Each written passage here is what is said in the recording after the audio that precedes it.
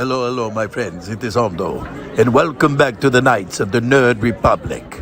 You know what to do, and stay profitable.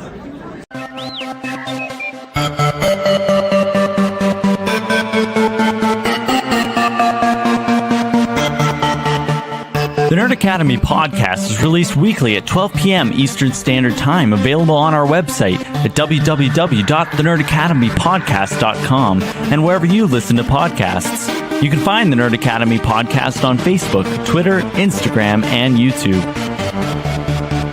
You can also help support the show by going to patreon.com/The Nerd Academy podcast, where every donation allows us to bring you more exciting content every week.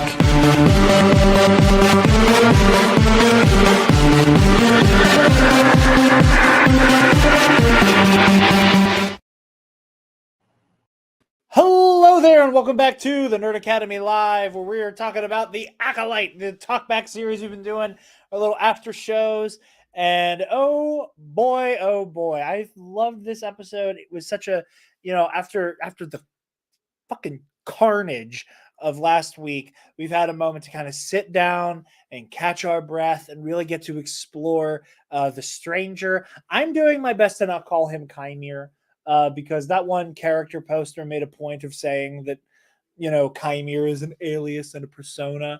So I'm going to be calling him the stranger in the same way that I called Grogu the child. I tried to play along. I tried to avoid the Baby Yoda of it all.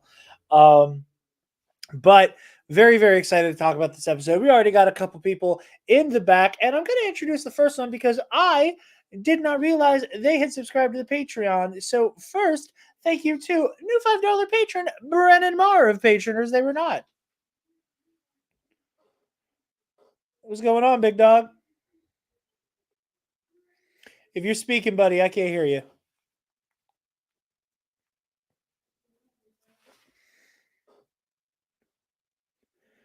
I don't know if anybody else can hear Brennan while he sorts that out. I'm going to be throwing it. Oh, wait, I think I heard something. You there, Brennan? All right, we're not hearing Brennan for now. Brennan, I'm going to bump you out, and then you can hop back in, if that's cool. Thumbs up if that's cool.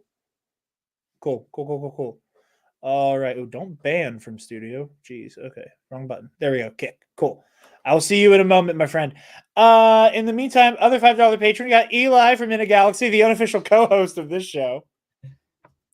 We got an episode today, didn't we, Jarod? We certainly did. And before you expand upon that at all, we also got Eric Elliott in the call today. What's going on? What's going on, everybody? I said this on Twitter a little earlier. I was a little unsure about the pacing at the beginning of the episode. I was like, damn, it's already 7 minutes of the episode, and we're just watching Basil go around the ship and Osha wander around everywhere. But I was absolutely being impatient. I was absolutely not following the Jedi tradition very well. But what we got in this episode, I thought, was a really fantastic exploration of the subtleties of the Jedi and the Sith codes.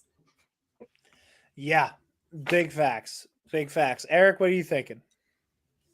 I don't enjoy it as much as last episode because last episode was definitely like roller coaster kind of thing.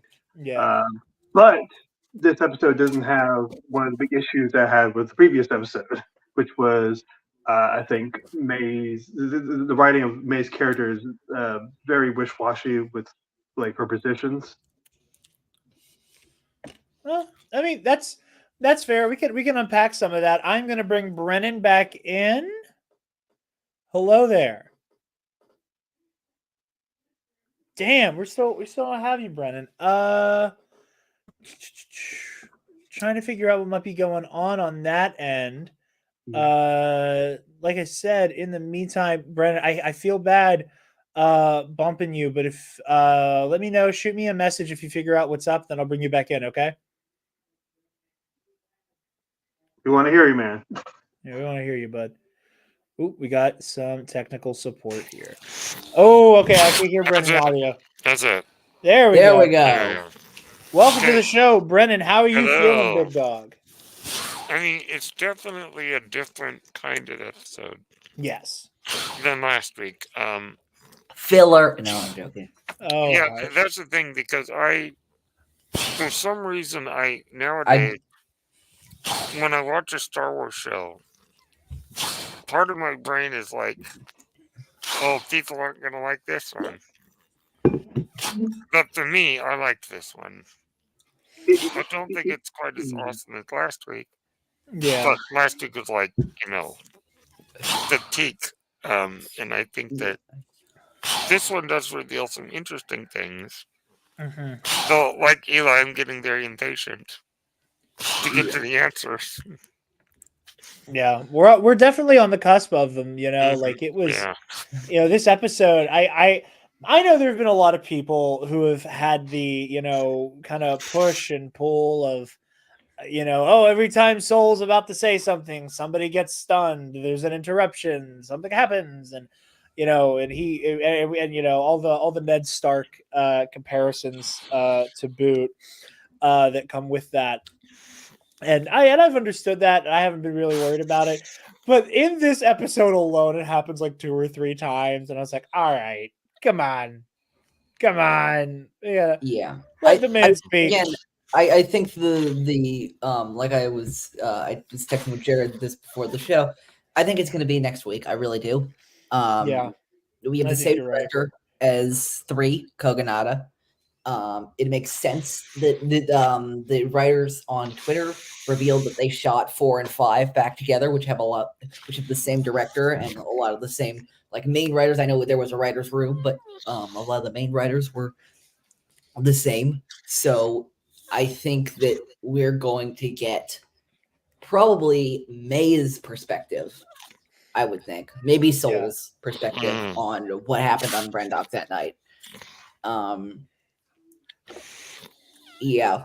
I'm of course also wondering if we will get any flashbacks to a certain other character after today, that being Stranger. Yeah. That was a really big revelation that I found really fascinating, was that this idea that the Stranger is an ex-Jedi. Again, how far along in his training was he? We don't know. Was he a knight? Was he a Padawan? I'm guessing Padawan, but or is the Lost 20 really that cursed that there are 2 masters who flunked out? Age-wise, it's unlikely, but still, like well, we don't exactly know how old he is. That's the thing, is that he hints that he might be older than we think he is. For all we know, his master could have stabbed him in his back when he was 5. You never know. Sure, absolutely. Or what about like slashed him with like a certain weapon that we also see? It's like a corporal punishment teacher or a parent. Oh, I'm not saying that. I'm just saying that I've already seen the theory floating around, and I'm starting to question it myself. If the Stranger's master was indeed Vernestra Rowe. I'm into that. I'm into it. I am really, really into the idea. That's going to be interesting because Vernestra is such a big deal in the High Republic books. And everybody freaked out at the whole, like, she gets hyperspace sick, which I haven't read enough of the High Republic to know that was a reference, but I'm like, I wonder. I remember, like, when I watched it, I'm like, I wonder if that is a reference, and it is. Well, if I remember correctly, that was something she dealt with even as a Padawan, that hyperspace upsets her. Yeah. But I do like the idea that it's kind of compounded by the death of her master. That, like, she just gets car sick, sure. But now there's also, like, an undercurrent of that is, like, and also, like, the idea of hyperspace is evocative of the disaster that led to the death of her master. Yeah. And again, like Leslie Headland, like, the direct quote of, she's been through some shit. That kind of hammering home, like, these are the moments that, like, started to whittle away at the plucky idealism of Vernestra Rowe, up to and including, the hyperspace crisis against the Nile and the death of Stellan Gios, and maybe her having to open up a can of whoop ass on her own Padawan after her first Padawan nearly died and she thought was dead for over a year. And Yeah. We don't know what. no spoilers for the latest book. But she says a couple of things Don't worry, Brendan. I'm not going to read it. that make me go, oh. That make me go, oh, I see the connection here. Yeah, absolutely. I mean, I finished Temptation of the Forest a week or two ago. I think 2 weeks ago. But yeah, and I totally was like, oh, you can see the beginnings of Ernest Thoreau, Yeah. who's a bit more of a hard ass than she is. Again, this like plucky adventure hero, which again, obviously, comes with age. Like it's why it's been nearly 10 years, and we're going to fight about The Last Jedi until we all just turn to dust. But not me, I love it. I know, but it's that whole idea of like, oh, like, why wasn't Luke, this plucky action hero? And it's because it's like age. Life changes you. Because it's been 35 years. Because it's been all that time. Speaking of The Last Jedi, I just had my 20th high school reunion. And I'm definitely not the same person I was 20 years ago. It's almost like he had character development. Yeah. There you go. No, that's just bad writing. He can't just be a kind of action figure forever. Yes, counter action figure. That's exactly it. Speaking of The Last Jedi, speaking of certain developments, when I saw Unknown Planet, I'm like, okay, wow, they're playing around with this. I like it. They're like, okay, we're not even sure. And then as we see more and more of this planet, which I believe is also the planet that we ended the first episode on. With the Stranger. Definitely. I think that's. I don't think that's even a question. In May, it's becoming pretty clear to me what that planet is, and I think it is really interesting. Of all places, that a Sith Lord would hide himself among the home world of the Jedi. I refuse to accept that. If I'm being very honest, and again, and I've said this before, maybe it is this is a very paradoxical statement here. Maybe it is my attachment to the Jedi and the institution of the Jedi Order that, like, there's a part of me that's like, how dare a Sith Lord, like, desecrate the shores of Octo? That, like, there's a part of me that's like really viscerally upset by that, and I don't want it to be true, but I'm recognizing my own reaction to it, and I'm going, that's probably why it has to be Octo. That's the point. Like that it is very, and again, there's a lot of really good parallels throughout the saga happening here. Obviously last week we got that leitmotif with da, da, da, da, da, whenever he heals her, but like, to flash forward to this, that the Stranger and Osha are having a very Luke and Rey back and forth. It's almost like the roles are reversed in a really interesting way, and I love those versions. Or very Kylo Ren and Rey. Like there's shades of a lot of that at play here that again make it really resonant that they are potentially on Octo, the birthplace of the Jedi Order. But like, there's also a part of me that again just holds that as such a sacrosanct idea that it's like, how dare you step foot on that planet, you son of a bitch. I will say this, which is that I do think that I think it would be interesting if that wasn't the same island. Like not the same island Luke was holed up on. Planet. Yeah, no, it was the same planet, different island. I just like put that together in my brain. Maybe why we don't see like the Porgs or the Fall Sirens or the caretakers or anything like that. But to be fair, those little critters look like they are genetically related to the Thal Sirens. Yeah, and sure, that babies. That can be a nice little nod. But I like the idea, because what is the Last Jedi establish? I mean, this is not like an established thing, but like, what is one of the major themes of the Last Jedi? This the Force, like, inherently balancing itself.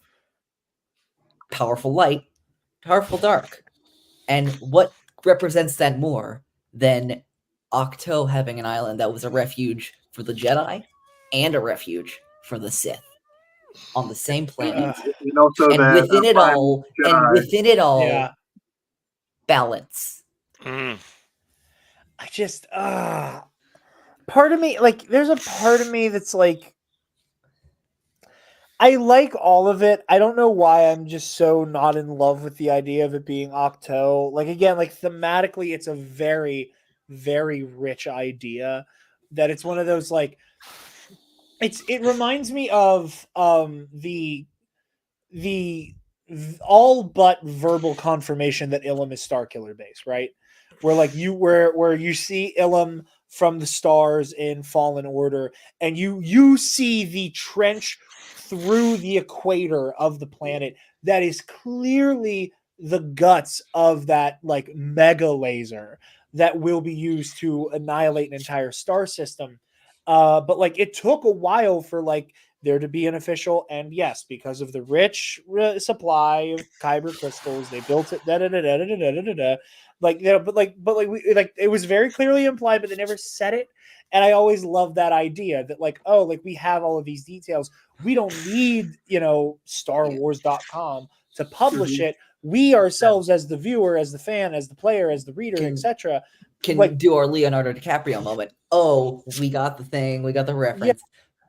That so I will like, say, never wants them to say out loud that this is Octo. A, because it's such a rich unknown world, but also part of me is like, I don't want to have to say it for sure. that's the thing. I think there's an interesting wriggle room that they can leave it there, which I think is honestly why they put Unknown Planet there, which is very much giving a Han Greedo element to this. Yeah. Like, it could be Octo if you want it to be. Or it could just be a planet that really looks like Octo. Yeah. What were you There are going a to lot say, of Eric? those out there. It's like what Ken Knopsack says of it's emotional canon rather than like what's explicitly written.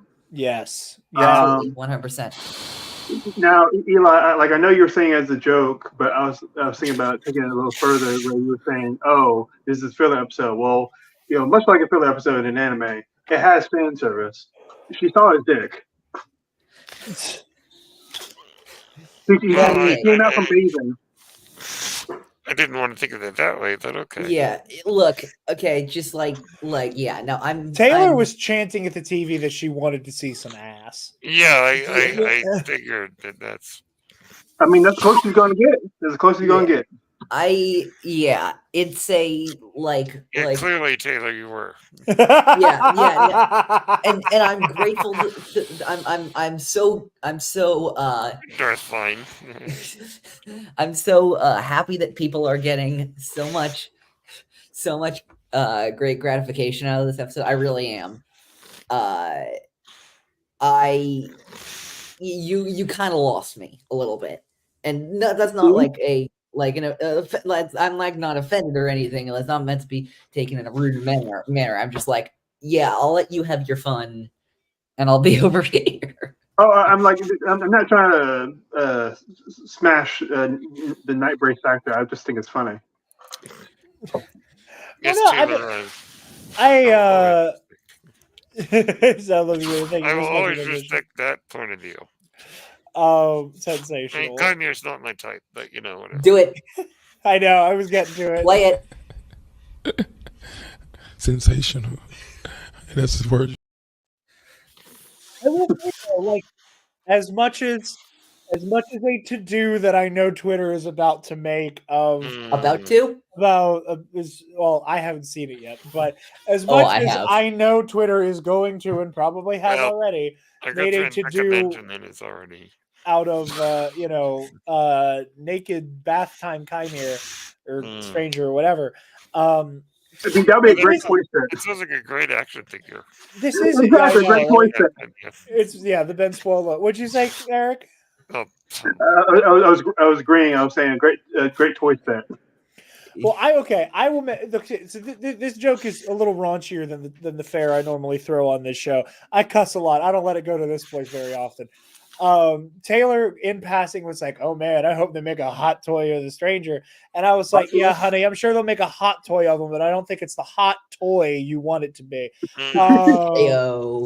That got a this is not the hot toy you're looking for. This is not the hot toy you're looking for, but I mean, very much like the Ben Swallow scene. And again, we're having all these really beautiful Last Jedi parallels, which y'all know I'm all in for. Yeah. as much as, like, oh, shirtless Adam Driver and he's wearing funny pants and the motherfucker is so goddamn wide, like all of those memes and whatever aside, like Star Wars has done between this and The Last Jedi a really good job of like portraying the dark side with like a literal sense of seduction. Yeah. And Leslie Headland said in an interview where she Yeah, was talking about exactly. that idea of being Vader was seduced seduced by the to dark the side of the and force. I do love that, like it is like this very carnal and like physical attraction Yeah. has like is deeply rooted in the temptation of the dark side, and that's not to say Passion. sexuality is And inherently other evil, blah blah blah blah blah blah blah. We all know that. We're all passion and adults those here. kind of things. Yeah, exactly. That like so much of that, and it's an amazing weapon to be used by agents of the dark side to understand that, because the Jedi philosophy, not necessarily that of the light. That's what Luke Skywalker said. If the Jedi dies, the light dies. It's Besides vanity. vanity. All of those things. But this idea that because the Jedi is like the dominant light side religion, right? That they are so that they keep attachment and they keep temptation at arm's length as often and as much as they can, that when you open those floodgates, it's really hard to differentiate the two for somebody who has worked so hard to separate them. So I love the use again of this very, very palpable sexual tension to be to be like an envoy for the idea of being tempted by the darkness. I like, again, like fan service, Manny Jacinto is a very, very handsome man. And again, all of it, yes, it's very sexy, but it's like it's sexy with a purpose. It's sexy with purpose. The deeper meaning is not just to be like, ooh, it's more layers than that. Yeah, pull up the last comment from Taylor's. Yeah, I'm floating through Taylor's and see what Ange said. The Ange said, we all desire. Yeah. That's the thing that I differentiate, which is that this is not like there's one thing about sexual attraction. There's all that kind of stuff. I don't think that Star Wars is inherently making the point that like that is bad. No, of course this is lust. This is desire. This is selfish. I like very Taylor's much last comment. Yeah. This is very much still within the emotional canon of who the jet of how the Force works, and it's an interesting temptation. What I also appreciate about the Stranger this episode is that he doesn't really take that aggressive of an approach. No, but it's also, again, buckle up, everybody. Jared's going to talk about the relationship between how characters turn to the dark side and real life radicalization. Everybody take a shot. It is also that it is that soft touch that manipulators and and I don't mean this in like a predatory, like a sexual predator kind of way, but in a like being groomed into an ideology that like someone who's trying to groom somebody uses. I mean, that is accurate as well, but not in this context, obviously. But like that very like, hey, you know how rigid and harmful and stiff all of these other ideas are? Well, come over here where we're a little bit more groovy, man. Like you're like, it's not the heat of battle. You use your anger. Only your hatred can destroy me. Like it's none of that. Like the Stranger has focused in on this idea with Osha, and it's very clever. And he is dangerous. He is so dangerous. He is so cunning. He is so brilliant. He is such a phenomenal Star Wars villain because of it. He is able to realize like your life has been defined by rigid ideology. The witches had a worldview and you were going to stick to it. Otherwise, you were going to get cussed out by your sister, cussed out by Mother Coral, and your mom would your Mother Anastasia. Obviously, Coral was, you know what I mean. But like Mother Anastasia would like hammer this home to you. She'd be kind of cool about it, but she was still very, you're going to do this, you're going to do that, and you traded that for another institution that was dictating your worldview to you in many ways, or at least that's how the Stranger interprets Jedi doctrine. and has an informed opinion, whether I agree with it or not, because he did spend time as a Jedi Knight. That so all of those, you know, like you said, like he doesn't have that again. Like yes, use your aggressive feelings, boy. Yeah. But it's that look how freeing this is. Yeah. Yeah. Look at how And free this is. The force shall free. The force shall break my chains. Or through the force, the the chains. force shall free me. Yeah. You know, Yeah. like like again, even when he's not saying peace is a lie, like Kymir is talking about the Sith code. Like Yeah. all we are missing is like a glowing like the and I know we've all seen them, like the clip art images of like a red beam with a Sith symbol and the code written beneath it. Like Yeah. we're right there with him with what And- he's saying. He just hasn't recited the whole thing, but he basically has. And adding on to your thing about like the radicalization efforts, this is something that adding to what the stranger did in the last episode. Adding to something that the stranger did in Night. He never tells Osha any specific idea. No. He is like a some conservative thought leader that I'm not going to mention here, but I think you can all guess what I'm talking about. Just asking questions. He's just asking questions. What's wrong with that? Mm-hmm. You know, woke it's M&Ms are a lie. Anyway. Oh, that guy. Oh, that guy. It's less about It took me a minute there. you know, cackling, you will join me, and it's more when Palpatine said, "Not from a Jedi." Like it's more that, and like that's when he was on a roll. Whatever he was doing in Return of the Jedi, I'm like, boy, you got rusty. Like you were not manipulating enough young men. Like you fell off. It's way more that scene, of course, with Darth Plagueis the Wise, and when like the Sith use their power for evil, and the Jedi don't. It's not from a Jedi.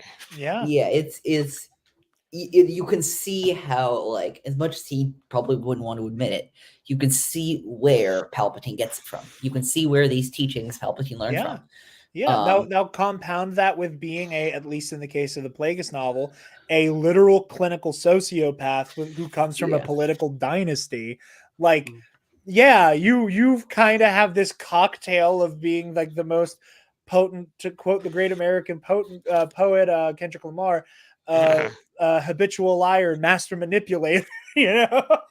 No, the stranger's character is incredibly fascinating, and I think that one of the things that will be the most interesting is because the stranger, you know, he's very manipulative, he's very good at what he does. And look, he's forced Osha to face some things about herself. Yeah. But he hasn't had that long with her. And, you know, we're going to come to a reckoning, I believe, not next episode, but the next.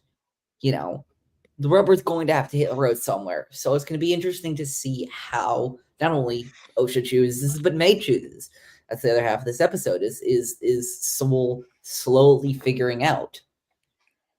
Yeah, absolutely. Which girl he captured. Yeah. And they allude to that whole thing. Like, you see what you want to see. And like, I think that was kind of the beginning of Soul going, yeah, you're right. I am seeing what I want to see. And you're not Osha Anasea. Yeah. But I want to pull Taylor's comment It's up interesting. here. You know, because she made the Manson cult type deal and said, no more so in the Manson cult type as, quote, this is what the man is teaching, but why does it have to be that way? / we're just as smart / talented. It's the insidious creeping into your deepest insecurities to turn you against the fundamentalist ideals you were taught but never truly believed. And again, that is why, like that is why people like Ben Solo, Anakin Skywalker, Dooku, Ventress were so ripe for the picking. You know, that they were people who like speak from personal experience on this. Please do. Please do. Well, not like a cult thing, but Of course, yeah. I've belonged to a church that we've had many people leave over the years, and that's fine because that's how they choose to live. But but one of the things that's a real problem is if they were never fully committed to begin with. That's the problem is Yeah. you got to make sure you're actually committed, that you really believe, and you're not just going along just because that's what people are telling you. Yeah. If you don't believe something for yourself, then it's easy to get drawn away. Yeah. Yeah. And I think I don't know if Osha ever really believed in that. Well, I think there's some of. I mean, she does believe in some of the ideals. I think that's an interesting idea. I think my pushback, and again, this is somebody who very paradoxically, I love the Jedi. I love everything they stand for, but I am like more often than not like anti-institutionalist. Like I think that like there is an inevitable sense of decay that comes with any place of power will inevitably corrupt itself by virtue of it like believing its own hype for too long and too hard.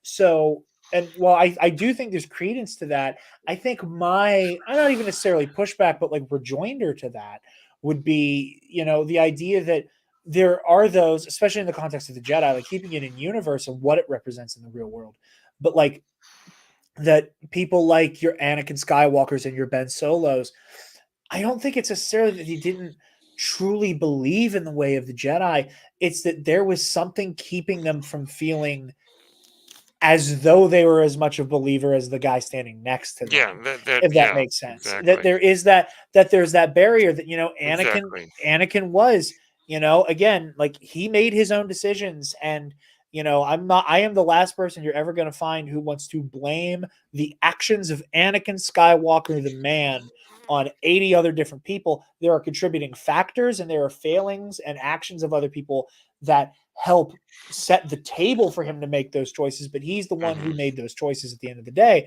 But Anakin did feel ostracized because of his age, because of the context of which he was brought into the order.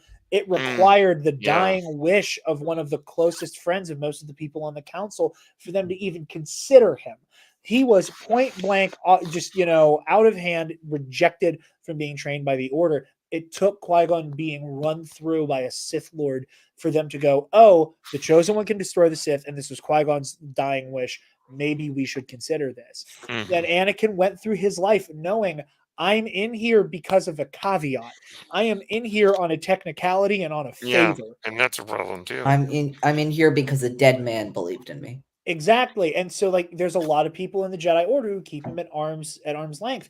Again, you will catch me dead in the street before you ever hear me say anything to do with Mace Windu being responsible for the creation of Darth Vader.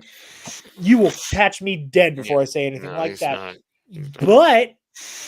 But Mace is an embodiment of that. Like, I don't know about this kid. Mace was right. I don't know about this kid, but it's a self-fulfilling prophecy in many ways that arm's reach, whatever, like you push those people away while they're trying to meet you halfway, and then you prime somebody to be corrupted, so it's all of those complicated things that this show is tackling so magnificently. And even if you don't, like, I'm thinking of another character that we've gotten quite a bit of in canon.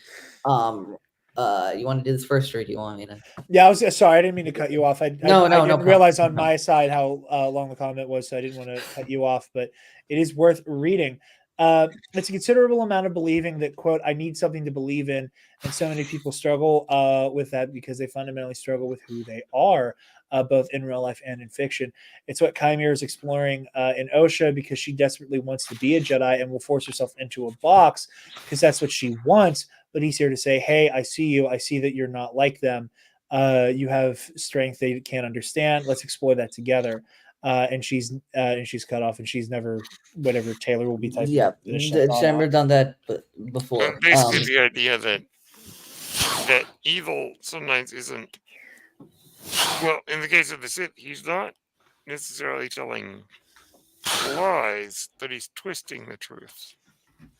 It's always He's about using half truths. It's always from a certain point of view. We're gonna get ready. I'm so sorry, Jarod. I hate to do this, but you know who I did? You know the one person who I did think of when this episode was rolling? Who? Well, the stranger was describing the helmet, which deprived you of all your other senses. And so what was I think I know where you're going. what did you have when you stepped into the helmet? It was it's yourself, the Force, and whatever you brought with you. Only what you take with you. Yeah. Which is the I love how dark Eli's side. apologizing ahead of time for bringing up Yoda on my show. I love it. Actually, that was not who I was apologizing for bringing up. Ironically, that's not who I was apologizing for bringing up. I was apologizing because that's a favorite quote of Alden's, so that's what I was doing. Yeah, Yoda popped in my head, and so did Obi-Wan with the black field helmet. Yeah, it's a great dark side perversion of Obi-Wan and Yoda's teachings. Because it's one of those things where we all see what we want to see. That again, like May said to Soul at the beginning of the episode. We all see what we want to see. Our experiences inform who we are. And again, the show is just drowning in so many amazing callbacks. One that I'm going to pull up from Taylor here in a minute. But again, like we were talking about, and this wasn't an idea I had, but something I thought about, but I wasn't the originator of it. That whole idea of the Chimera persona is a dark inversion of the Yoda. I'm going to act beneath my station so that I can see how you would treat me, not knowing I'm this legendary Jedi Master. And here, and again, it's undercover boss. What?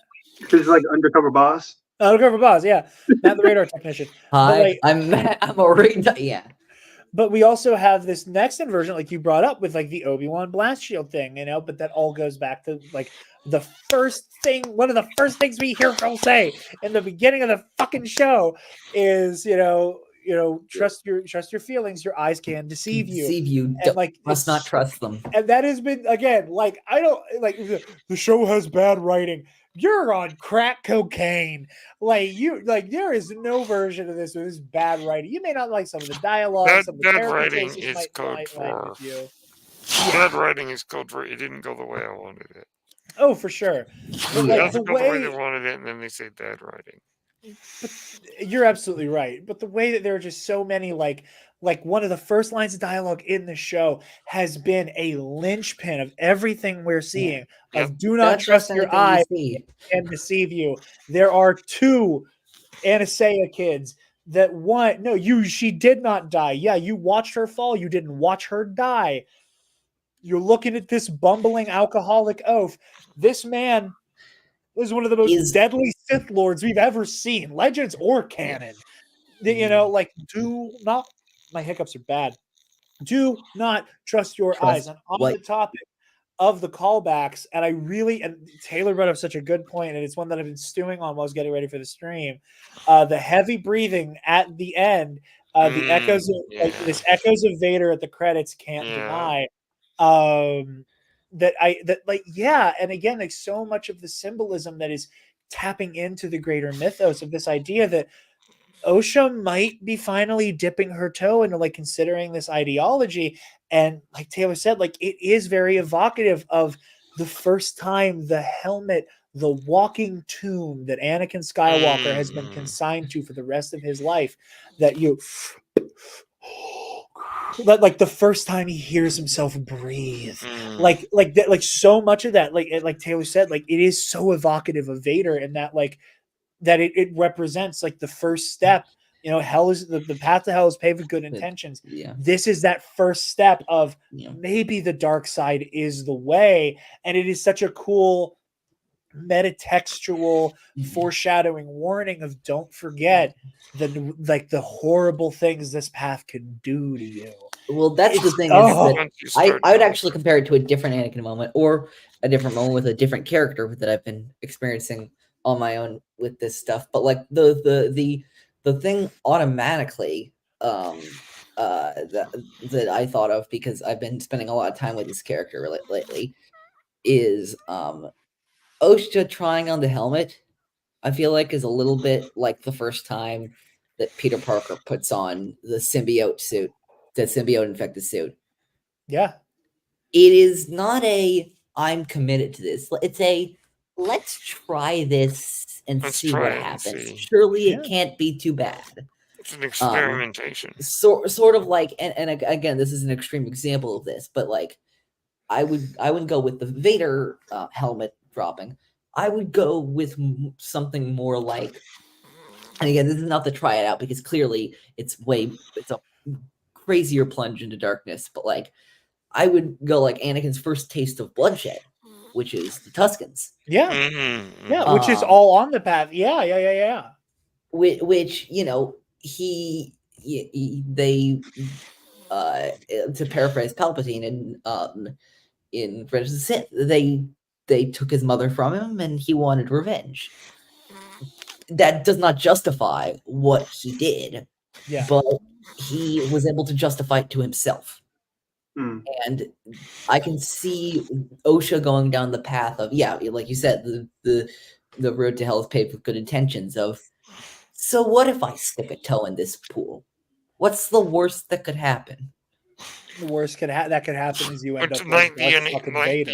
a parallel to Kynir getting in the water. Yeah. I didn't do that on purpose. That is a phenomenal one, Brennan. Damn, that is good. It is I good love that we all take each other to Star Wars church. I love that we're all in Star Wars church. Wait, did Brennan say? I didn't catch it. He's enveloped, like literally he is. Well, I was saying that hold on, Kynir getting in the water is like Osha putting on the helmet. It's you're stepping into something that you just get in, and then it will sweep you away. It's like an inverted like holy cleanse. Kind of, yeah, but just that idea of like, dip your toe in, and or if you're not going to join me, which again, yes, very sexually charged, very sexy. Boy.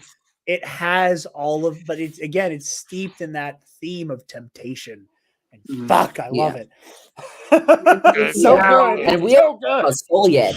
Well, guys, I'm gonna take off, but it's always good to talk. You're gonna boogie? Have a good night, Brendan. Tell the lovely people where they can find you. You can find me on Twitter at Brennan Mystical. You can find that podcast page, True They Were Not, on YouTube, Apple, Google, and Spotify. Yeah, and you can check out the lovely conversation I had with Brennan on that very podcast feed. I had a wonderful time with you again, my friend. That was such a fun, rich conversation. And Eli, I'm going to reach out to you because you haven't been on for a while. Yeah, I was going to say I'd love to come back. And Eric will probably reach out to you too. So. I'm not mad at it. All right. Catch you later. Have a good night, Brennan. Eric, I'm gonna give you the floor, and then I'm gonna cycle in our next guest as well. So the floor is yours. Talk your shit, big dog. So Eli was talking about like the immediate button. Like a lot of people that are like don't like the show is just bad writing, and the problem I have with that is that almost never do they elaborate on why they have that position. It's just immediate blanket statement. It's bad writing, and like they won't talk about the themes. They won't talk about individual lines of dialogue where it connects further to the franchise. And I saw a really great, like very simple but extremely detailed tweet summarizing exactly what you're saying this morning from Laura Siracool. And it just said, good criticism. This is bad. Bad criticism. This is bad. Good criticism. This is bad. because. Mm. And well, I think that is like, well, I think of course there's a lot more layers to it. You know, the and I think this is like something that comes with the internet, is that people can just say this stuff, and then then when we ask them to elaborate, they've come up with the statements, but they don't come up with the justification behind the statements. Yeah, I think for someone to really do that articulately, they have to be like one of three things. Either they have to be like steeped in understanding the mythos, but they can back it up with like not just talking about, oh, blah blah blah happened because like this book said it. You know, going deeper into the themes, or like they are really into film and they can like truly understand how like something would be written and how it could be done better, or they are writers themselves. Yeah. I think they are the best ones to give criticism to this, and I think I can do a little bit because like I'm a writer myself, and I'll say there is one thing that I thought was I'm not gonna say it's bad, but I thought was lazy. The reason it's lazy is because sometimes when you write something, it's very clear you're just doing it so people understand or people recognize it, right? Like sometimes they just throw in a line because it's like a fan service line or it's a plot point, and if you don't have that, people are going to be confused. But one thing that, like as George Lucas says, no one wants to write that. Like he talked about that openly. Like no one wants to sit down for that. But there's one moment where we see Vanessa Rowe come down the Kofar, and a bug just attacks, and she pulls out the like the whip, the lightsaber, and kills it. And it felt like that's just for the audience to say, "Oh, look, cool, a new lightsaber." And I didn't feel anything. Like even if I didn't know that was a kind of weapon, like I wouldn't feel that much. I'm like, "Oh, that's kind of cool, I guess." It's like, especially when they establish the rules of like, oh, like you touch them, they get mad. Flickering lights, they get mad. But they are quiet as hell. It's the daytime, and just like, oh, but it's like you could have made a better way to introduce that. I was gonna say I see your point, and I actually agree a lot with your point. The only like I was trying to think like what relevance that could have in my mind. The only thing I could pull, and maybe this is just me grasping at straws. This is like that's totally possible, but I do think it's interesting because you got to think that Soul is was the most experienced Jedi Master on that mission. Yeah. And when Soul was confronted with the Umber Moths, Soul kind of freaked out. But Vernestra is so seasoned and so experienced, maybe a bit too seasoned, maybe a bit too experienced. Mm-hmm. She never looks at the thing. She senses it. She takes out her lightsaber. She whips it back in 1 second, and she puts it away without turning her head a little bit at all. I do think that is interesting. I do agree with you, and I will say I was hoping that the ignition of the light whip was going to be in a more consequential moment. But I do like the idea that, like, you know, the Vernestra is already falling into the trap that we see at the prequel Jedi, which is we can handle this. We are Jedi. We are prepared for anything. And, you know, not realizing the fullness of the situation and drawing conclusions based on just speculation. Yeah, absolutely. That was all really good shit, Eric. If you want to give your pluggables real quick before we cycle in our new guest. You gonna switch us out? Yeah. Okay. You can follow me on Twitter at EMC Elliott.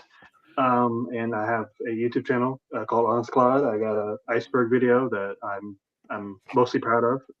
I think it's entertaining.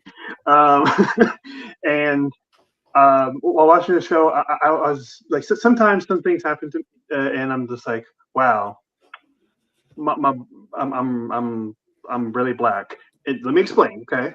Because when OSHA gets the helmet, the lyrics popped in my head is like, oh, helmet, hell bent on killing himself. That's what his mama said from the kick push fiasco song. That's what popped in my head. So if you thought that was funny, you're probably singing the chance today. So I don't know. Well, thank you, Jared. Thank you, Eli. as you say it, let me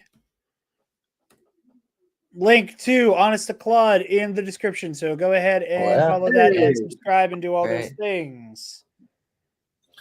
But yeah, thank you, Eric, and we'll be seeing you around here soon, my friend. Yep. May the force be with you. You as well, dear friend.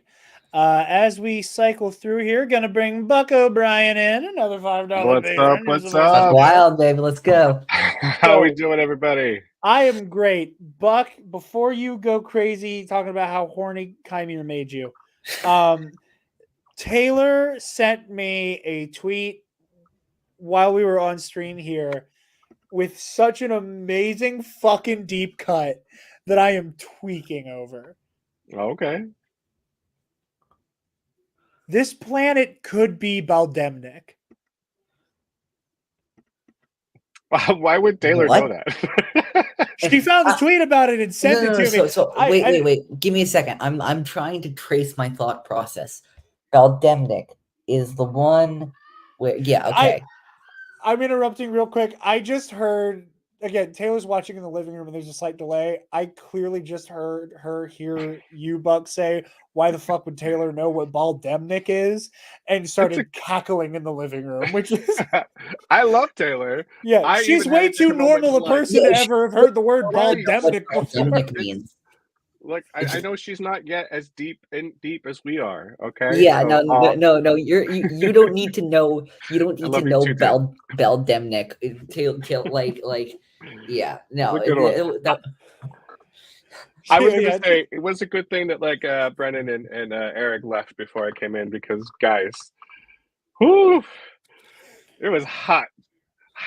There was yearning, there was nudity, there was lusting, and oh my goodness, it was gay as fuck too. It really was. I know not everybody. I know a lot of people gave me shit for a certain read I had about Chimera talking to OSHA about her relationships with Jackie, but I totally thought that was definitely a nod to the fact that had things gone on longer, there would have been something between Jackie and there OSHA. Absolutely could have been. I'm not saying there would have been. I'm saying there could have been. Yeah. And the could have comes from Jackie not pursuing it because Jedi. Yeah, exactly. Yes. Yeah. No, there was all there. Like in that dialogue, I was like, oh, they're not even like subtle about it. Like I know that it's gonna go over some people's heads, but like they were not hiding the fact that like, yeah, there was something between Jackie and OSHA, and he clearly read into those emotions about her wanting a deeper connection. And I think that's where his seduction of her is going to play off, because she clearly like misses family, as much as she may not have felt like completely herself in her own family. She still yearns for that family. And I've seen the seduction is like the best thing ever. Absolutely. Because clearly she could have killed him at how many times? She did not. Yeah. And he was practically daring her to. And this is something we see, of course, with Sidious in Revenge of the Sith. I love one of my favorite scenes in that movie because of how hilarious it is to me. Mm-hmm. You're the Sith Lord. Are you going to kill me? I would certainly like to. Oh man, I'm loving, because I know several people had already started. Since OSHA is the lead and the show is called The Acolyte, and seeing that like, ooh, May failed and Chimera is no longer wanting her as his acolyte, his pupil, and I find that he doesn't say apprentice. I think that's an interesting. Well, why would you say one when you are one? Okay, yes. I'm just finding all of this to be delightful. The character development and this episode and is so much fun. The writing I thought was great, and Manny Jacinto, like, yes, hotness, nudity. There's all that. But his Portals! performance, Portals. Real quick. I hear what you're saying. Just for anybody at home, because I kind of like threw that Baldemnik thing out. I just want to give context. This is from Wikipedia, a website that is a crucial resource to this community that most love people who them. don't know dick about this franchise pretend to because they read Wikipedia. Anyway, Baldemnik was an ocean planet adorned with rocky tropical islands in the Bakrofsen system of the Aurul sector, located within the Outer Rim territories. The hostility of its native Konmi species, together with its extremely harsh climate, discouraged most people from ever visiting the planet, despite the beauty of its giant rock cliffs, pristine beaches, and vast azure oceans. It was mostly of interest to cartographers, xenobiologists, and fisher folk until the knowledge of the planet's rich deposits of cortosis ore fell into the hands of the Sith Lords Darth Tenebrous and Darth Plagueis. Yes. Holy shit. It's fucking Baldemnik. This seems too good to be true. Like, Seems too good to be true. Plagueis and the Tenebrous Way, like, the only other time, the first appearance, it was what? What is that? In the Clone Wars animated show, the 2D animated show, but like the only other time that was used is in the Tenebrous Way prequel and and then again in Darth Plagueis. So yeah, like, but I was like Baldemnik. I was like, oh, yeah. that's well, no, but like you it checks out. Read the book. Because there's that really cool moment where you see Osha like look at the helmet and then look up at like again just like the little spine of Cortosis on the cave wall, and that was something I was like, are they saying Octo was like one of the like Cortosis places? I'm like, okay, sure. No, but Baldemnik seems a little too perfect, and it would also tie into. I believe I told you this off screen, but have I pitched? I don't think I pitched on stream how I would end this season of the Acolyte. I don't think you have. Oh, I remember you telling me about this. Was it on screen? No, it was not. It was after we recorded something. Okay, here's my pitch. This is me going total nerd. I understand if it ends nothing like this. So whatever happens with May and Osha, I personally think probably I think I'm not so I wouldn't bet on Osha making it out this season, honestly. But whatever happens. I do think Chimera or the Stranger or whatever we're gonna call him also has a death wish on him as well. So we see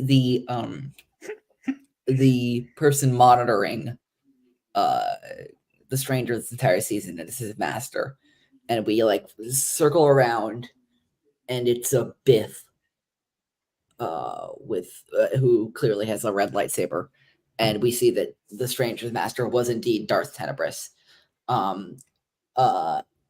And actually, no, take back what I said about Osha, actually, because I do think Osha would be Tenebrous's next apprentice, but in a very Dooku-esque way, where Osha would,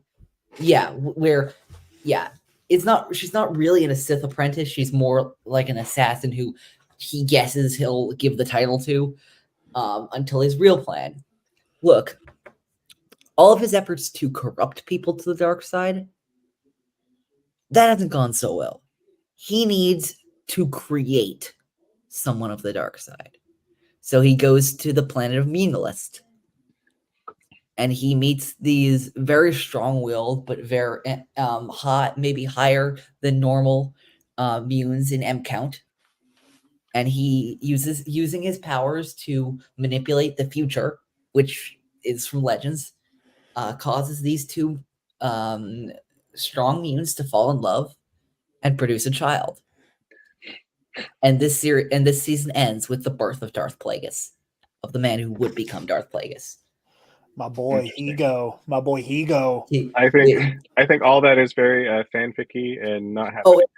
I understand. But okay, so like if we're talking about like how we imagine the ending of this going is that is one-to-one adapted from Legends, by the way. Just one to yes. Yeah. I definitely think that we have a Soul's wanting to confess. Yes. And he pulls an Elzar man moment where he decides finally now is the time to tell the council about his sins.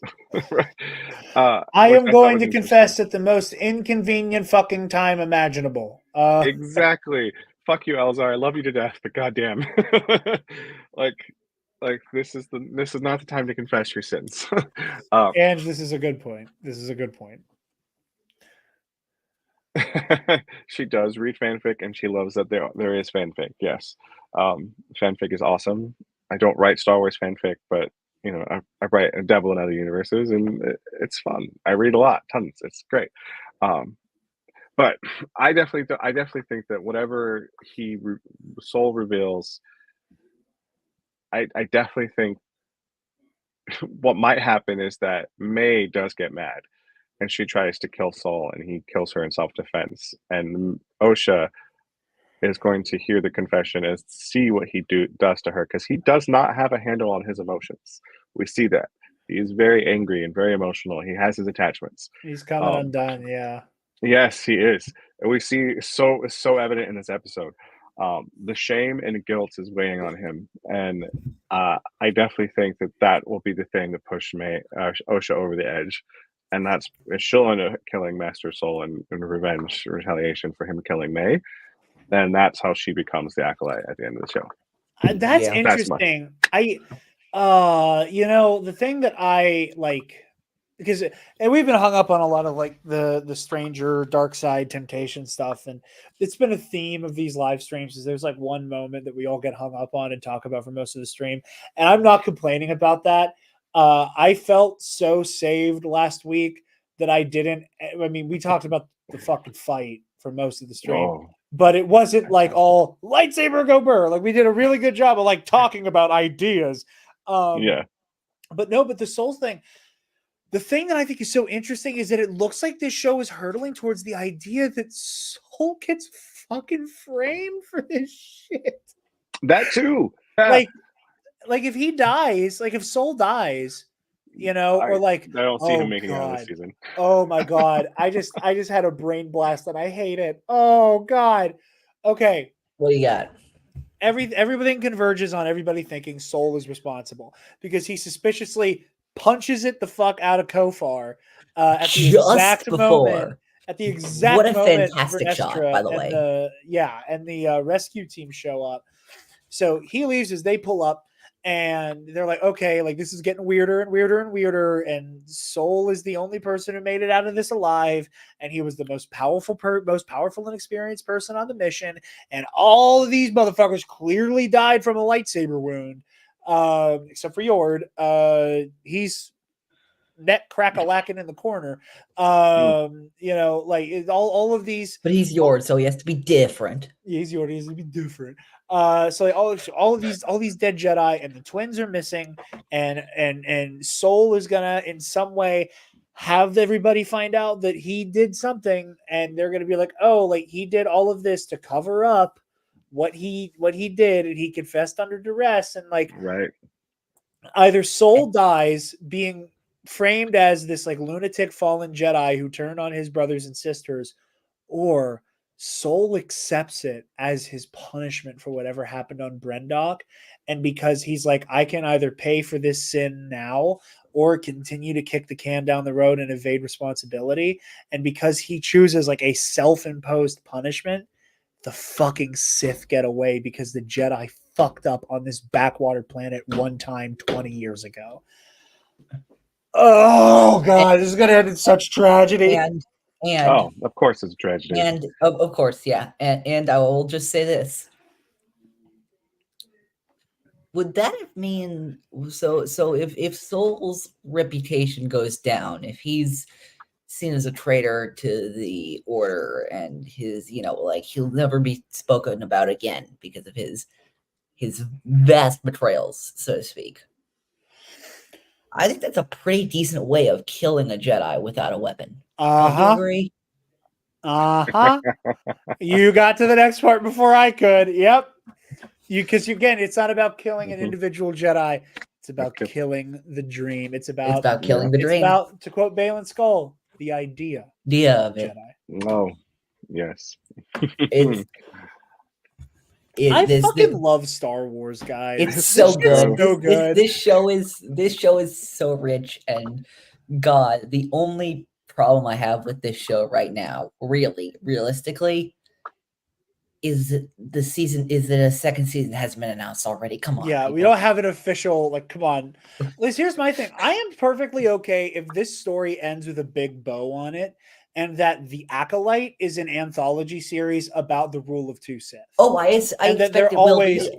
Yeah, and that, again, it's one of those things that, like, is so beautiful and clever in the name of the show, is that it can mean the Acolyte, a Sith apprentice, the Acolyte, this person being brought into the fold, the Acolyte, this wayward pupil who has worn so many ideas. I want more identities, the Acolyte, what I really mean is I want more Leslie Headland doing whatever the fuck she wants with Star Wars in any form. She is cooking. She is cooking. If you haven't seen Russian Doll, I'll continue to harp on this because it's the only other thing I've seen that she's done. Is Russian Doll was that first season is deliciously good. It's got twists and turns and moments where you go, "Oh, what the fuck," and it's a complete story in the first season. The second season builds on what happens in season one, but it is also its own contained story. And I love that. Like, it's, if she, whatever she wants to do, it'll definitely build on the themes. But if she does forward or backward or continues with some of these characters, whatever she does with the second season would be so good. And I'm sorry, it's just like this is a very fandom menace idea that's been thrown around and all that kind of stuff. And like, well, I'm not saying this as if other creators in this universe don't, because they obviously do. Even those who may say they don't. Sorry, Gilroy. But I will just say, Leslie Headland, like all the fandom menace stuff about like respect for the franchise and respect for like the expanded universe, that's Leslie Headland to a T. Yeah. She absolutely respects not just, adding cortosis in and the Silk Cath and Karlak from that one episode of TCW. She's not just about and Baldemnik. And Baldemnik. Probably. I mean, it looks like they're in a mining cave, right? Yeah, and look, here's the thing. It looks like a mining cave. We love you. One of the things I love about this is because here's the thing. We could do Baldemnik. This could be Baldemnik, and it could be just the thing. But we know in Legends what happens on Baldemnik, and we know how that could tie in the story. It's not just a reference to do it. It is a reference with extreme precision and purpose. Yeah. Yeah, and again, as I was explaining the whole, like, this is like why we're freaking out about Baldemnik. The plot thing that is so relevant is that Baldemnik is the world where Darth Plagueis becomes the reigning Sith Master. Like, for those of you at home, like, that is like on that world, Plagueis and Tenebris are on like a fact-finding mission trying to research the Cortosis mines there, and the cave starts to crumble and cave in, and Plagueis sees Tenebris go down and is like, now's my chance. Yeah, now's my chance. It's time for you to die. Yeah. But also in that moment, like, being able to prolong his life through the Force, to feel what happens in the Force when a Sith dies.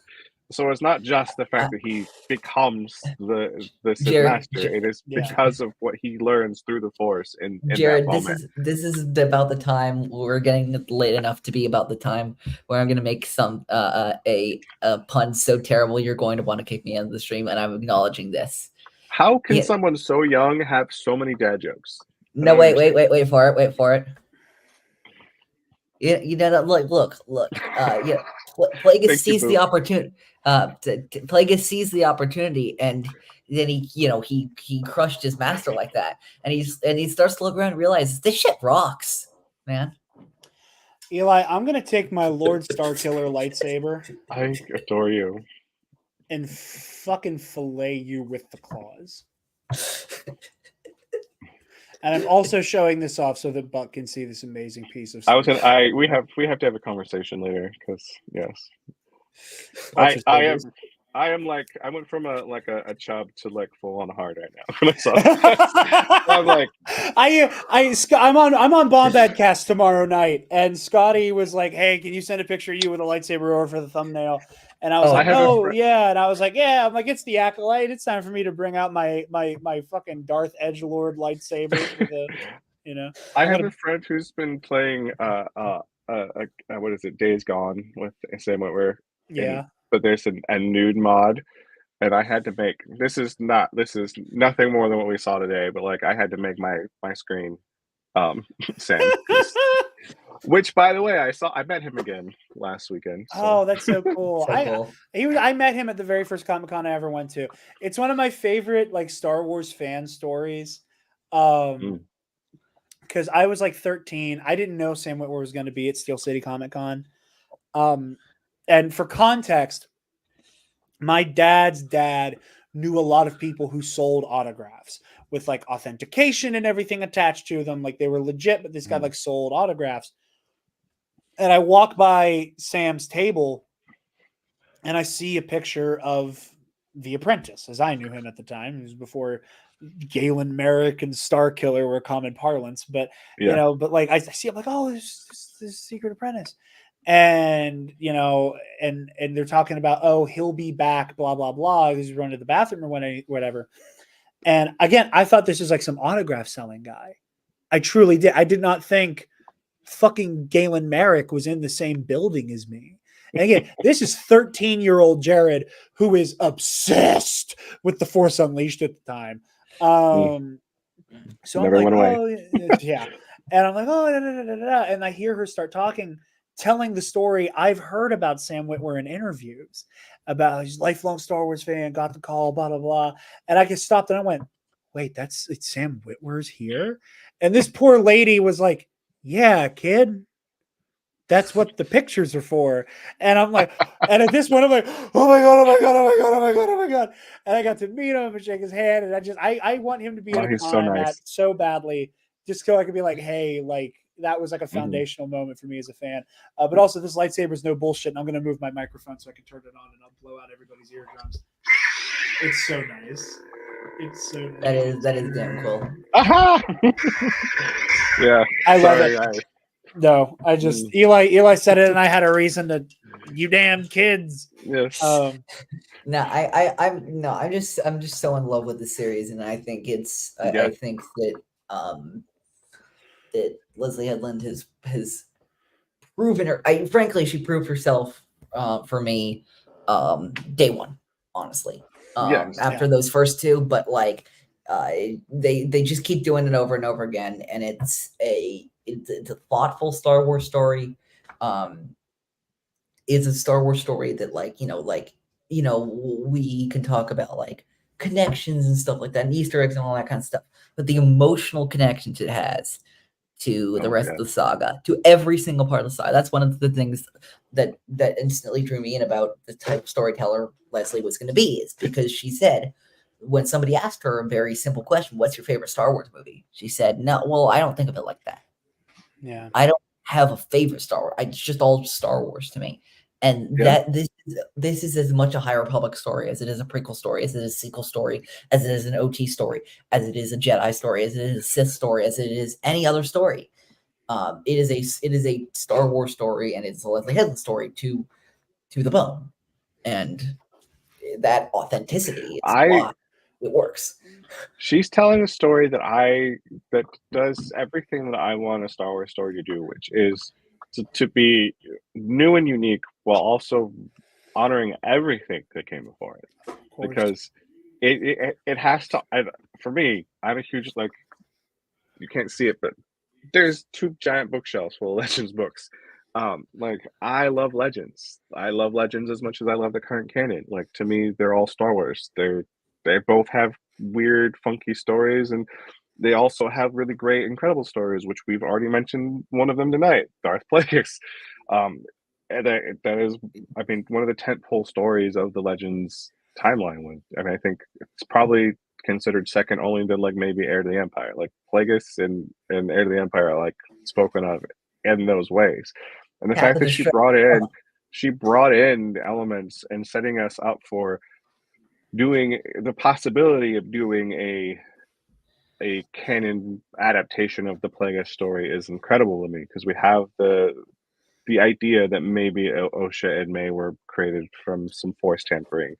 We don't actually know, but it seems to be that she was nodding to that, and the fact that we now possibly Valdemnik, which is like again like a moment in in the Plagueis book that goes, this is a different Star Wars story than I thought I was getting, and that book continued like this is very much in that same vein where like every time you think you know where the story is going, it does something different, I just including thought the about fact that Okay, go Plagueis was ahead. still alive during the events of the Phantom Nice, yeah. Menace, which would make Darth Maul not an apprentice but an acolyte. Like, yeah. Right? Yeah. Or else he would be a violation to the rule too. Exactly. Which he was, by the way. It's one of the other things I love. 100%. I like listen. I could talk for hours about how the funniest thing about the rule of 2 is that nobody fucking listened to it. No. Like it is again, the idea of the Sith setting up a strict rule is just so hilarious. Like literally like Bane broke the fucking rule. Like Right. Bane didn't Yes. give a shit. He did not give a fucking shit about his own rule. Bane basically set up a wrestling match when he felt that Zana wasn't up to standards. But it was always about keeping the Sith ideals alive, and so whatever it was to further the Sith ideals while doing your best to stay number one. You know, so you're like, who is going to be the best person? You know, you see it with Bane. You definitely see it with Palpatine. Yeah. You know, we have Maul and Tyrannus and Vader, and you're just like, and we know Tyrannus had fucking Asajj. Like it was like it's And then Savage. again, you're still in the words out of my mouth. And then, like it was never the rule of 2 is to keep the numbers small. The rule of 2 was always a suggestion. I just heard Taylor cheer because I said Savage Oprez. I just heard her cheer in the other room. It's like, hey. I love that. No, it's a truly I just thought it had a funny thing that's not going to happen, but like this is a for the one person in the room that that gets this reference and like will watch the credits. Like the people who like us found out that very early that was in fact Kiadi Mundi. I think it'd be really funny if the Damask father, like who like maybe says like a few words or something, just as a nice little nod. Like imagine if it was James Lucino. I'll do you one better. It's the guy who fucking narrates the Plagueis audiobook. Is that I can't remember his name. Jonathan? No, it's not Davis because he has such a sinister voice, and I could listen to that guy for hours. Who does the audiobook? Let me pull up my Audible. Yeah, that's the only way I would know. Daniel Davis. Daniel Davis. Daniel Davis. Man, everybody's going crazy for the Savage mention, which means it's time for us Savage, to guys. We love Savage. You love Savage. I do you love Savage. I don't know why nobody else loves Savage. So Eli and I are certified fucking Savage Press haters. I don't understand. That's the weirdest thing to come out of your mouth. You are not the first person to... Taylor just booed me from the other room. Boo!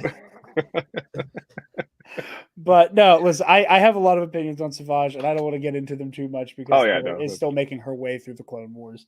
So, but yeah, pluggables, before we bring this home, Buck, where can lovely people find you, dear friend? I'm on Highwell2814, most social medias except for on Twitter because I was banned there about a year ago. So you can find me at Bi Republic. I am also at for Confrontations. I've got 2 matches coming up really matches, soon, David. and I'm excited, man. I'm excited. It's gonna be fun. Just because the next match is with like some of my absolute favorite people in the world, so no matter what, it's gonna be fun. Obviously, I'm gonna win, but like it's gonna be fun. Real quick, before I throw to that, first of all, $5 patrons, of which the 2 people on screen are, get access to the Knights of the Nerd Republic Versus series. And number 1 Savaggio Press enjoyer, I'm a spit some game for you real quick. We have Savage teed up for an episode of the Versus series. I did not know that. We have Savage teed up for an episode of the Versus series. I am like 90% sure I know who his opponent is going to be. I'm going back and forth between 2 people. Subscribe to the $5 tier and I'll give your boy some love. Because here's my thing. Yes, Savaggio Press overpowered Obi-Wan Kenobi and Anakin Skywalker into 2v1. That victory, like many victories in Star Wars, comes with a lot of asterisks and a lot of context and a lot of fucking context. And I will my granular versus self will not allow unsubstantiated feats to be applied to anybody. Okay, that shit was so circumstantial. He beat Anakin and Obi-Wan. Like he did it, but other shit happened to get him there. That's all I'm saying. Yeah, that's all I'm saying. But $5 tier, and I will talk game for your boy. Don't worry. I am very unbiased. Darth Vader has lost episodes of the Versus series. Has Kylo Ren lost anything? I'm like going through my Rolodex. Who else Kylo Ren fought? I'm pretty sure Kylo Ren has lost something. Stay tuned for that. If I ever did a versus, if I had done my own series, Kylo Ren would win exactly 0 things. I mean, listen, he's very capable. So the 3 episodes we just dropped for the Versus series, if anybody would like to subscribe to the $5 tier, we dropped 3 this past weekend to get us caught up. So we have in this order, Padawan Obi-Wan Kenobi versus Ezra Bridger, circa the Ahsoka show. Yes, our new Conquest character. Yes, our new Conquest character. We had Shakti versus Darth Maul. And then we did Last Jedi Rey versus Empire Strikes Back Luke. So fun. Buck was like, No, that's fun. That's very fun. It was a really fun one. I have my thoughts on how that will go, but since fun. Buck is a $5 patron, he can tune in and watch wherever the fuck he wants to and fight and tell me how wrong he thinks I am. I finally started I Nice Bastard, so give me time to get to Versus series. Oh, I mean, which I'm enjoying, by the way. Also, I Nice Bastard, it's very good. How far in are you so far? It's only the first 2 episodes. I literally just started this weekend. They're long. Season 1 has like really long episodes, and the first couple of season 2 are long. You gotta establish it. Yeah, but like there have been some really like brisk, like boom, boom, boom, boom. Season one is a season of the Mandalorian in the best way possible. Season 2 is like has gotten to be like Michael has upped the game so substantially that like it feels way more heightened now. Like it feels like a galactic scale conflict now. Exciting. Yeah. I'm excited. Yeah, no, I'm excited. So that's another good one. If you guys are into a good role play stuff, that was fun. I've never really watched. Oh, I watched one thing. Speaking of Sam Witwer, when he did the DC one. Oh yeah, I remember that being a thing. Yeah, I don't remember anything about it other than it existed and Sam Witwer was in it, but that is all I remember. Yeah, that's what I remember too. Eli, your pluggables, and then I'll do a more in-depth plug for Iodized Master. But thank you very much, Buck. I'm glad you're enjoying it. It gets, bro, you're not ready for how good Michael is at writing a villain. You are not ready. I love Michael's writing. The big bad of this fucking show. Like you saw him, but you've met him yet. You like him when you meet him. Yeah, I'll kill him. Anyway. You're very much anyway. But yeah, no, you can find me on Star Wars in a Galaxy, my podcast that I do with my best friend. We're posting our Jedi Survivor season. Right now, I just actually finished editing this week's episode. We're getting to the good stuff in Jedi Survivor, and then we're going to be doing our Theme Between Themes series, whose first guest is this guy over here. I'm very excited once I get home, because I'm currently out of town. Once I get home, first thing I'm recording is Theme Between Themes with this guy, and obviously, as mentioned, Epic Confrontations. Tommy Two Horns, Buck down here, and his teammate Mo versus Delusions of Grandeur.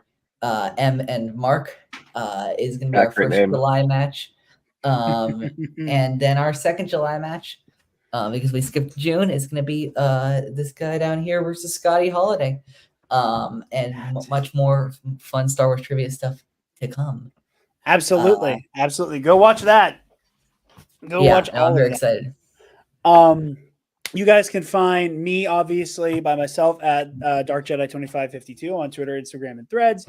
And you can find, you can also find me over at the Pro and Noob podcast, the show where Mitch from the Comic Book Cast is taking me through Neon Genesis Evangelion one episode at a time. That's over at the Mitch 692 YouTube channel. Obviously, Epic Confrontations, as Eli explained. And then Ionized Bastards, the Star Wars RPG show that Buck has started, which makes me very happy. It takes place about 2 years after the Battle of Jakku, a few years before the events of The Mandalorian. It stars myself as Fabian Martell, a Dark Jedi with a checkered past. Alden Diaz as Thalbor Sheems, the character who answers the question, Saul Goodman, but Ithorian. Jerry the Cannon Junkie from the Bombad cast as a cuddly assassin droid named 4D44, who Buck is answering the question, what if we did Baymax in Star Wars? What if Baymax had a what if Baymax had a fucking anti-tank rifle? And then Dan Miller from Baraxium as Zuzo Yort, a vagrant cyborg Gungan.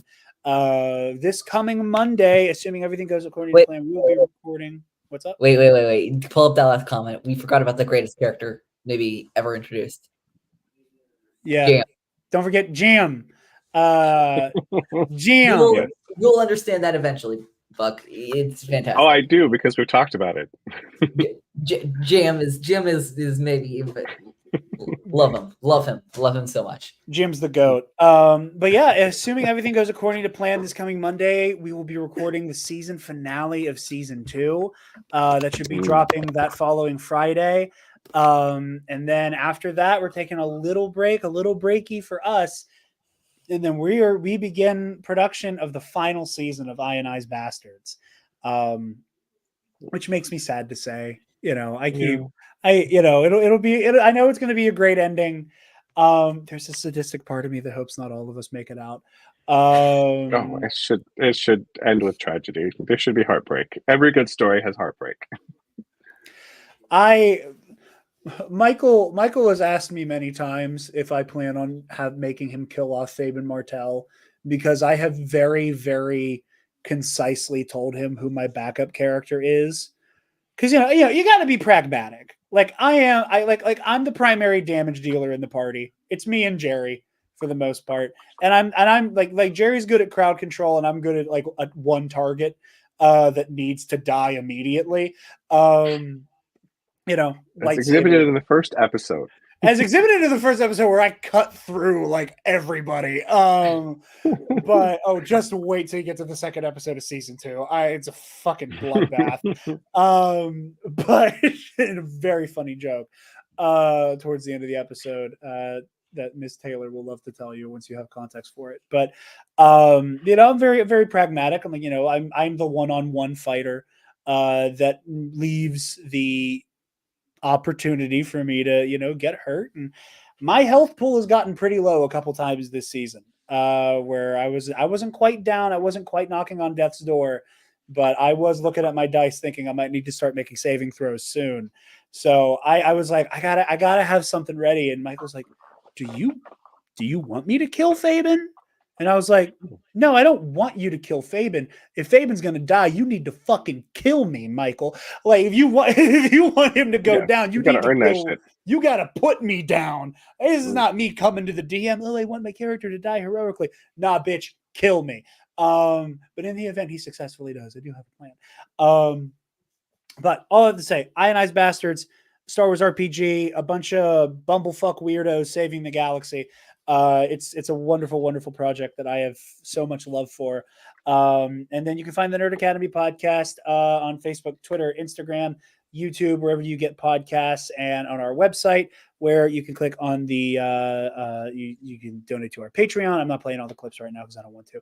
But yeah, so be sure to check all of that out. Check out Buck, check out Eli, check out Brennan, check out Eric, and all of those lovely folks. Thank you all so much for joining us. We only got 2 more of these left in us, you guys. Two more. Two more of these little streams. I have so much fun doing them. But yeah, thank you guys so much for joining us. May the force be with you always, and for light and life. For light and life. Oh, I hit the wrong button. Fuck. Stop! Move away from the cookie jar! Yoda and Savage Opress are both baby back fucking bitches.